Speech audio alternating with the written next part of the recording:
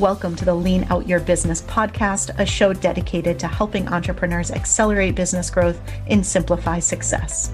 I'm your host, Krista Grasso, and I've been working with businesses for more than 2 decades to help them lean out and optimize what's working while eliminating anything that's not adding value. So if you are ready to get more time back in your day, more profit in your business, and to do business differently, growing and scaling on your terms, let's dive into today's episode.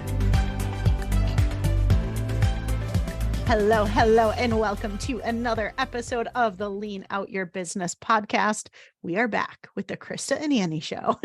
And today, Miss Annie P. Ruggles is rejoining me, and we are going to be talking a little bit about a boutique advisory model that we have been introducing into Lean Out Method. And the reason why I wanted to share this and talk about it a bit on the podcast is because I really, really love this model, and I do not see enough other businesses leveraging it. So I wanted to talk about some of the challenges that I see with most of the coaching models that are out there, or most of the consulting models that are out there. And I wanted to take you behind the scenes, share a little bit about what we have going on, and also talk about why I think this might be something to look at in your own business to see if it makes sense to start to leverage. Now, you should have, if you've been listening to the show regularly, just heard an interview with Jessica Marks. And she has a similar business model, which is excellent. So if you missed that episode, be sure to go back and listen, because she talks a bit about how she does this within her business. So although our model is a little bit different, hopefully you'll be able to get some inspiration from hearing a little bit more about what we're doing, coupled with hearing the amazing conversation with Jessica and her sharing what she was doing as well. So Annie, welcome back to the show. Why, thank you, madam. I know we have far too much fun. I hope you love the Kristen and Annie show. It's a lot of fun here. We're going to be doing the Kristen Jordan show soon. So bringing the whole team to you. But that being said, we are literally bringing the whole team to you. And that is some of what we're doing with this whole boutique advisory model.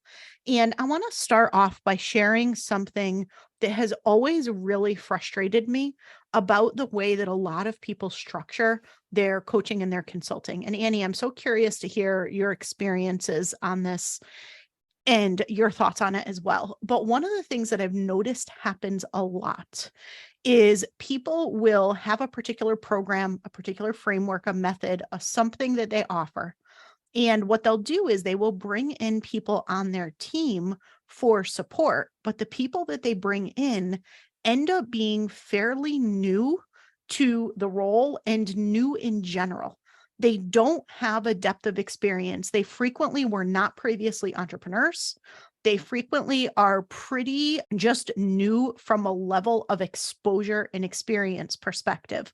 And so they'll train them on their framework, or they'll train them on their specific model, and then they'll let them loose to actually coach people or deliver the service or do what they do. And the reality is that poor person is probably like a deer in headlights, completely terrified because they have no idea how to support the people that they are being put in front of to support. But as the person in that program, I don't think you're doing your clients a service, really, truly, because what you're doing is you're putting someone in front of them who can maybe, if they actually did really well with their training, help tell you what you should do following the model that you developed. But what they can't do is answer situational questions. They can't bring any sort of meaningful, contextual answers to questions. All they can do is just kind of repeat back, well, this is what we do within this specific framework. And I've been a part of experiences like that where I have joined like really high level programs, not newbie level programs, really high level programs. And the people who I'm having calls with, or the people who are leading some of these things, they should not be in that position. It ends up giving a really bad taste to the entire experience. So Annie, have you also experienced this? And I'm so curious to hear your thoughts on it. Oh, I've been the person completely underqualified to teach the thing. Like, let's just put that out right there. And it's kind of horrifying for all involved. And it's not that I think everyone has to be so far ahead, right? The adage I agree with is you need to be about 20% ahead on the learning curve. But that 20% is a big, noticeable 20%, right? Like, to your exact previous point, you'll be able to express the model, talk through the model, maybe point out a different part of the model, objection handle the model, but it's not even on you to improve the model.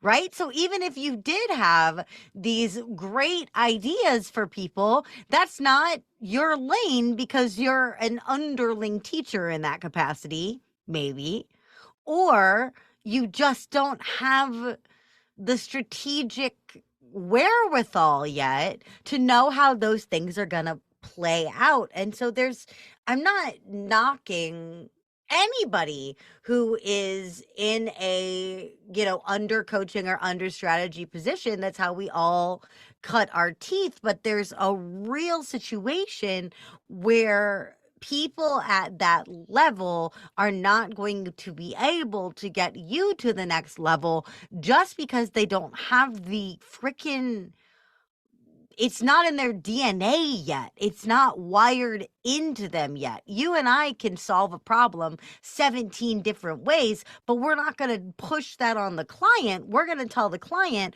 we recommend you take this route. And if that's not available to you, then here's a backup and maybe a third string. But we're not going to also be like, oh, here's every possibility or none. Right? That takes discernment, that takes instinct, that takes time and a lot of failure. It does. It's a lot of lived experience. And let's face it, our lived experiences, we learn what not to do a whole lot more than we learn what to do, right? I started leading my first business back in 1992. Yes, you can do the math. That's a long, long, long time ago. But that being said, right, there's not many situations or many scenarios that I have not experienced probably dozens of times over. No matter how smart I was back when I first led my first business, I couldn't have handled the things that I can handle today in the same way. Did I figure things out? Did I do really well with the businesses that I led? Absolutely. But there's just simply a gap of knowledge and real life experience in some of that. So I would not have been the right person then to be guiding and leading other people on something.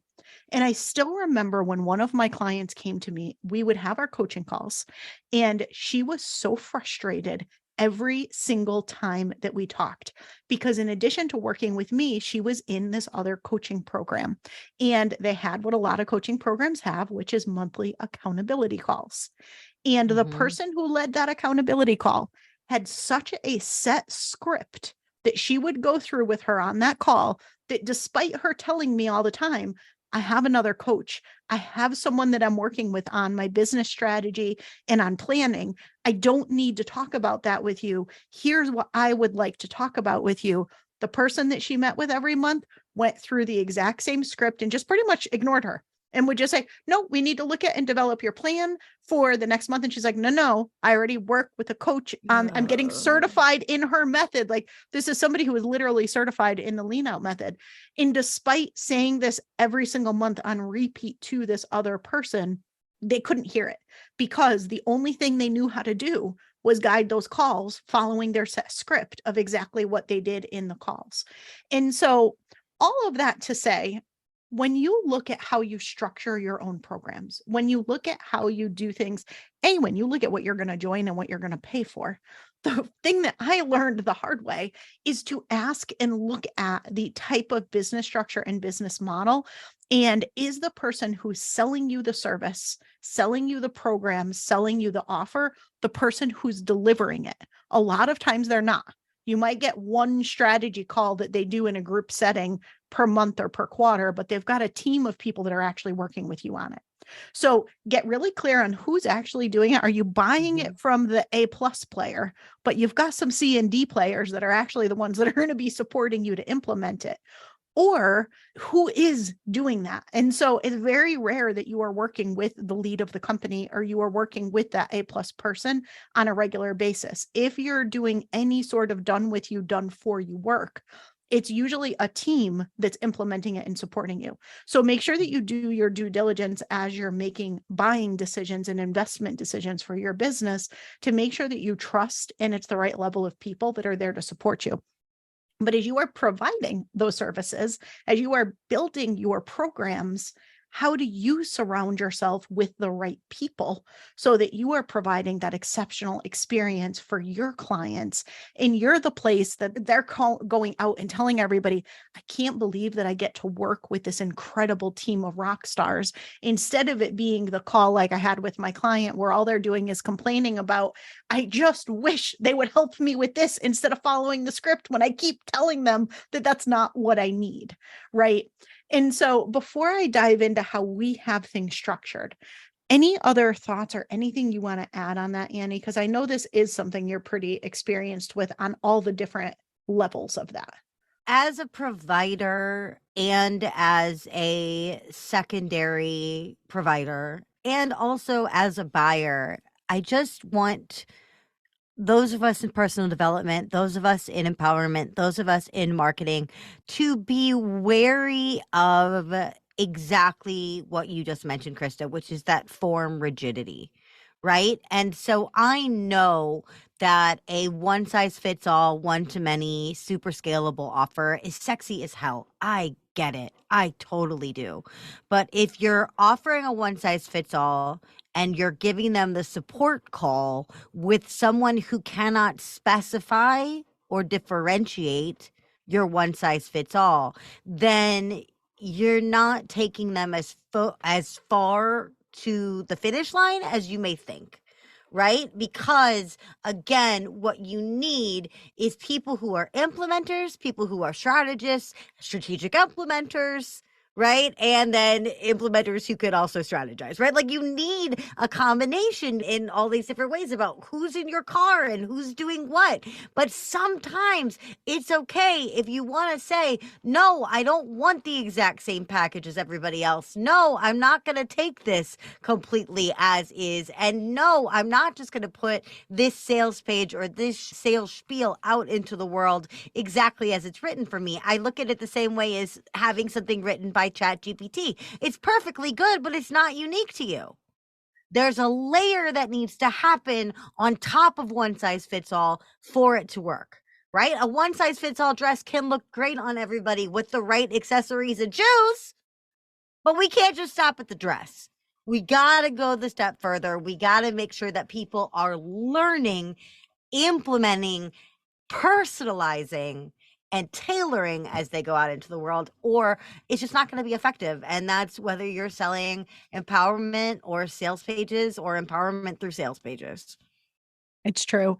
And I just, I mean, it's the first pillar of the lean out method is context, but I think everything is contextual, and something that I am so passionate about. And the reason why I keep everything that we do in lean out method really small circle is because I don't think I'm doing you a service if I'm giving you something cookie cutter. It's not going to work because your context is different than the context in which I created it. And the context is different than the business sitting next to you.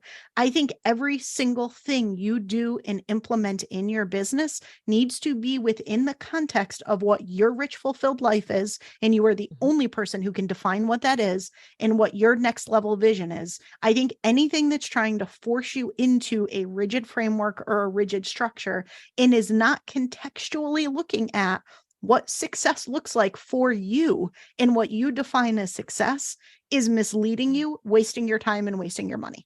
That is my personal opinion.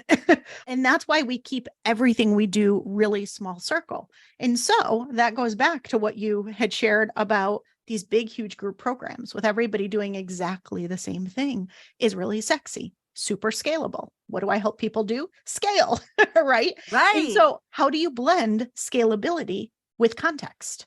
How do you help someone get the solution that they need to get with their own unique context in a way that's scalable? And so it's such an interesting dilemma. And I've seen so many people either end up on the super boutique, highly custom end of things, or the super scalable, zero customization side of things. And I think the reality is the truth can lie somewhere in the middle. One of the things that we do with Simplify to Scale, with Simplify to Scale Ops Academy, which is really just the planning systems team aspect of Simplify to Scale, is every single thing that we have, we've got amazing frameworks and systems, and they are designed to be adapted. They are designed to be contextualized for your business. They are not designed to be picked up, implemented cookie cutter.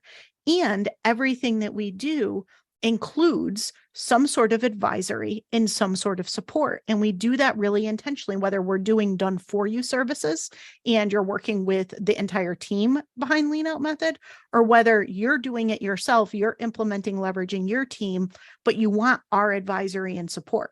No matter what we do, it is always based on, and we start every single thing we do with clients with Rich Fulfilled Life and Next Level Vision. And we do that really intentionally. And I think that that's how you blend it. So we've got stuff that's highly systematized, very scalable. We could literally take any of those modules and just go sell them in mass if we wanted to. Not what I want to do, because I want to get you results.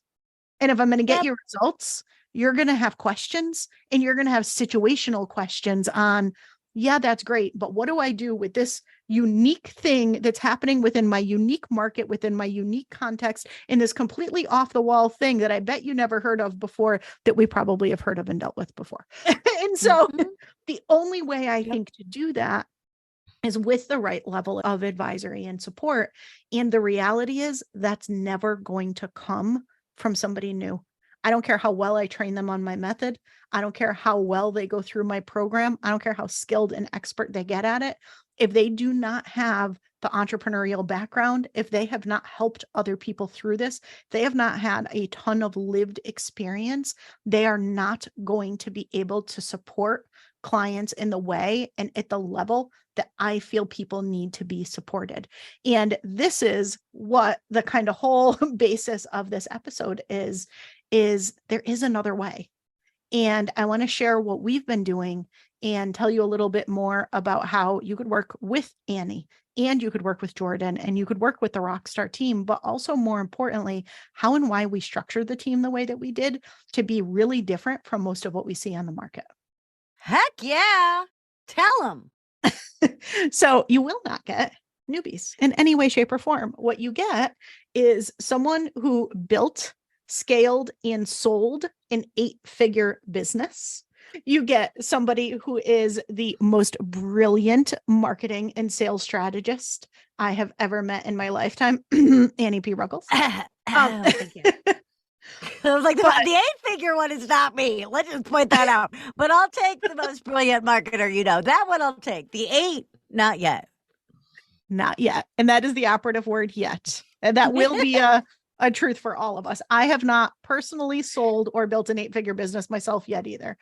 But that being said, so when I thought about how can we offer done for you services differently, how can we have scalable offers that are highly valuable and differentiated, when I really thought about this, I decided that I am only going to bring in C-level players. I am only going to bring in the people that I personally would hire, have on my advisory team, and do have on my advisory team. You are basically getting my team when you hire Lean Out Method, like not my team for you, my team for me that I'm lending to you. That's kind of the way that I looked at it. And I kind of framed the way I approached, the way I structured the business, is I wanted to say, if I had this team of complete and total superheroes, rock stars in my back pocket that are the secret to how I ended up having like the most amazing success ever, and I lent them to the right people that I really wanted to support, what would that look like? And so that's the model that I went to. Are you picturing rock stars in my back pocket? I'm laughing around that, but I think it's also funny that you're making us sound like the Avengers or like the X-Men, but that totally is true. Like sometimes you have a really big problem and you just need Thor, but sometimes you have a really big problem and you need Thor and the Hulk and Iron Man and Spider-Man. And like, that's what we're doing. It's like, people don't think of it that way, where it's like, where I look at you and me and at Jordan, yes, there are things where we overlap. I think where we overlap makes us cohesive and strategic in that way. But I also look at some of the things where, like, you refer to me as the most brilliant marketer. I refer to you as the most brilliant person on earth. There are things that you and I would not delegate to each other. No, we would not, because we know our lanes. And yet, if we've gone to the level of C-suite success because we've owned and perfected our lanes, all the more reason to diversify the voices in the room, as long as they're cohesive.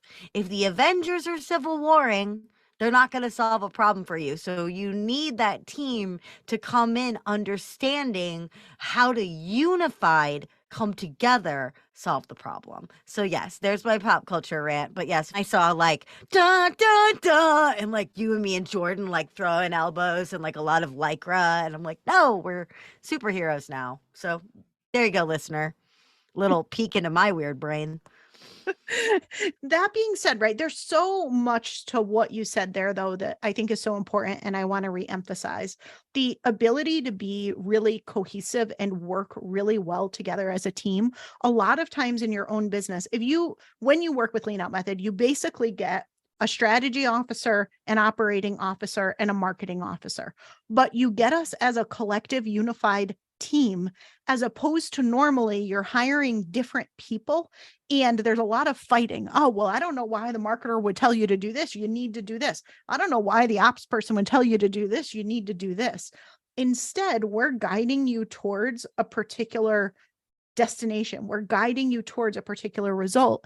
And one caveat that I want to put out there is, right, we help people do really complex things in really simple, sustainable ways. We help you scale your business, not scaling, word that gets misused and everybody calls it scaling when it's not scaling. We help you actually scale your business. We help you increase your profits. We help you get your time and your life back. Like, the things we're doing are really, really important and not easy to do things. They are our superpowers. They are things we do incredibly well, but they are not things that you want some junior person who just learned the definition of scale yesterday to be helping you with. Not that they're not an amazing human and person and probably great and sweet and have your best interest at heart, but there's so much of what I see out there of so many people promising to help businesses scale. And when I look at the team that they have supporting them that are actually implementing and actually doing the work, there is no possible way that they are really setting the businesses up that they're supporting for the results that person hired them for, if we're being realistic with it, right? And so I think that you need the right level of person to be supporting you when you're trying to solve a really complex problem. And when you want to do that solving in a simple way, something that's actually sustainable and not adding more complexity to your business, but is actually giving you something sustainable long term. I think that you need the right level of expertise and skill to support that problem. If you are solving a lower level problem for your clients, you can have a different level of team that's supporting. So you kind of need the right team to match the problem that you're solving, first of all.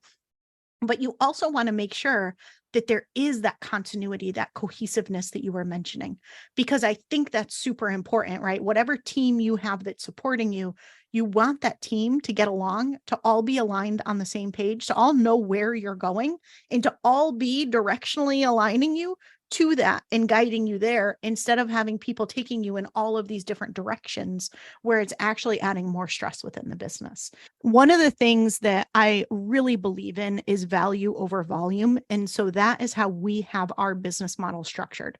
There are 1,000,001 different business models. You may be more of a volume-based business, and that's great. Just make sure you have the right business model in place to be able to support that on the back end, and you have the right people to be able to support your clients at the level that they need. I think you can totally do this in a volume-based model. For us, we really want to do a value-based model where we work with fewer businesses, but we really come alongside as almost the C-suite team of advisors. And as we had talked about, we don't just do the advisory, we also do the strategic implementation. So we have things where you can work with all three of us and actually get your operating model completely reimagined, updated, your marketing funnel done, created, Annie rewrites copy for anything that you have, which is just pure magic because she is a genius at copywriting. So you leave with that done. Jordan actually will look at and dive into your current team structure, your system structure. She is a master at team and she is a master at strategic planning. So she will look at the capacity and the resources that you have available and help you develop an implementation roadmap that you can leverage or you and your team will leverage. So when we work with clients, we don't just advise. Although I consider us a boutique advisory firm, we also do, but we do at that really high strategic level. We don't do a lot of the admin type work because you probably have people on your team already that we can guide and we can help them strategically with where to focus. And so that's how we have our business model structured. We put rock star people at high level, really impactful strategic decisions and strategic implementation that helps you to actually simplify and scale a business sustainably. And so that's the model that we've put together. And this is the model that I wish I saw more businesses leveraging instead of the model that I see out there now, which is let's do accountability calls and let's just bring on a whole bunch of people, train them up in our method, even though they just learned how to spell coaching yesterday. And all of a sudden they're an accountability coach. And it's just, again, for certain places, it's not that that doesn't work. It's not that it's an ineffective model. I just think your clients deserve better. I think that your clients deserve real transformation and real results. And why not surround yourself with the level of expertise that your client needs? Every client needs different levels of expertise. I feel like our clients, they deserve and they need C-suite level expertise surrounding them because those are the types of decisions that you're making when you're trying to scale a business. Heck yeah.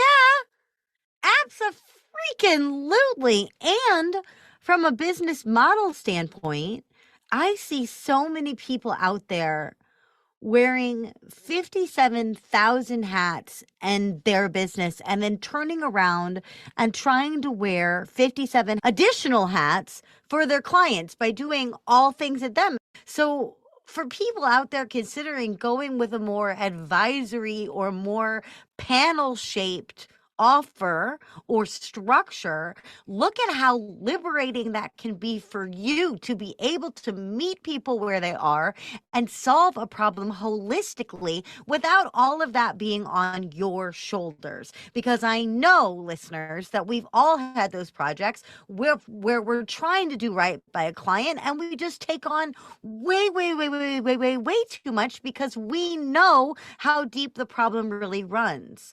But if I can fix your marketing while Jordan leverages your team and Krista can make sure that your offer suite is aligned with the direction that your clients want to go in, then we're all rowing in the same direction, right? Then everybody benefits. We, as the Lean Out Method team, go further, serve deeper. The client gets more impact and their clients benefit in ripple effect just because there's so much less inertia and so much more progress when you get the right engines in the right chairs. So for example, when people come into Lean Out Method, they frequently think that they have a marketing problem. Some people are really solution aware and they recognize that actually what they have is more of an operations problem or a marketing operations problem. But most people think what I really need is just more leads. I just need more high quality leads, right? That's universally what 90% of people think they need. We know that's not really truly what they need. If you think you need that, there are other things that you need too. Not saying you don't need that, but there's other things at play where you can get absolutely incredible results with the leads that you currently already have. So if people come to me and they think they have a marketing problem and I'm a marketing expert and I'm trying to help them with their marketing and with their lead generation, well, the reality is they're not going to be able to have sustainable results. They're not going to be able to serve those clients. They're not going to be able to convert those clients. They're not going to be able to retain those clients if they don't have the right operations in the back end to be supporting it. And so if I know this and I'm a solo provider, well, I either do one of two things. I start taking on the piece that I'm not an expert at because I know the client needs it in order to get the lasting results. Or on the flip side, I don't do that piece that I really know that they need, and they end up not being able to sustain the results.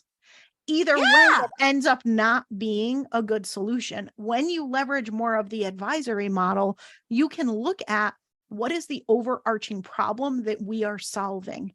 Who are the people? What are the things that we need to be offering so somebody has a solution that's going to actually deliver sustainable results?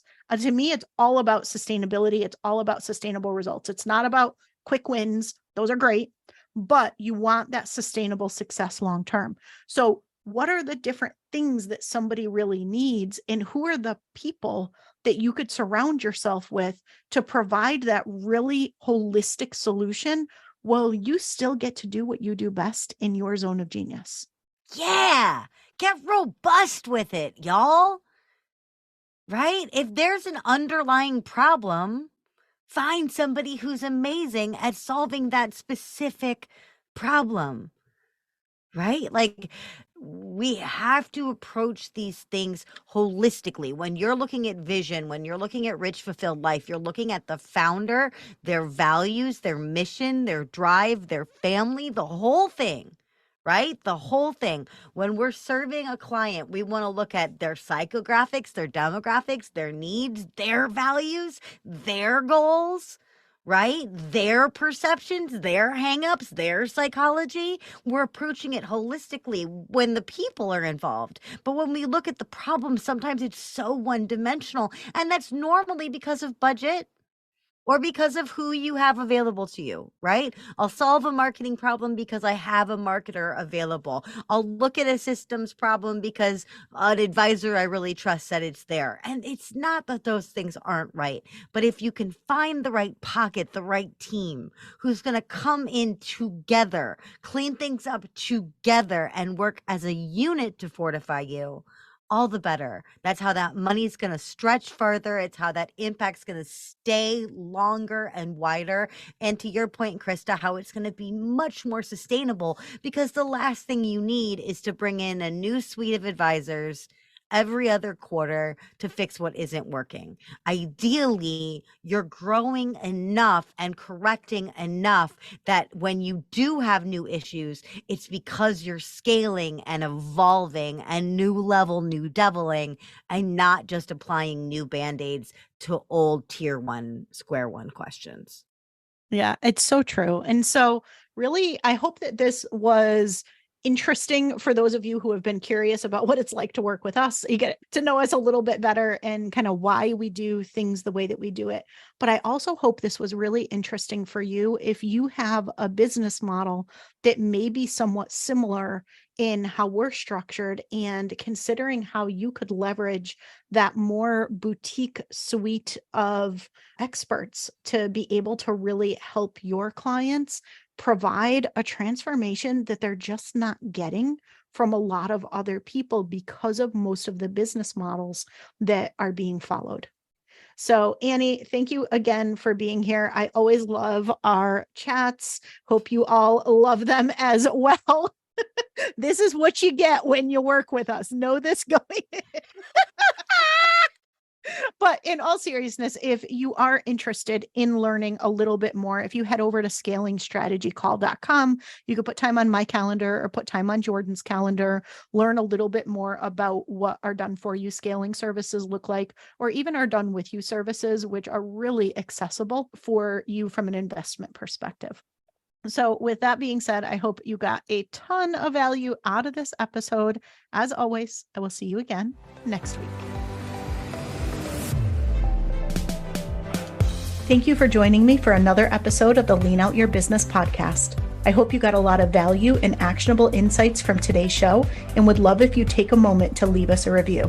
If you have any questions on today's episode or on how to lean out your business, join us over in our private Facebook community where every week we do live training and Q&A, and I'd love to have you be part of the conversation. Head to leanoutmethod.com/group to join us.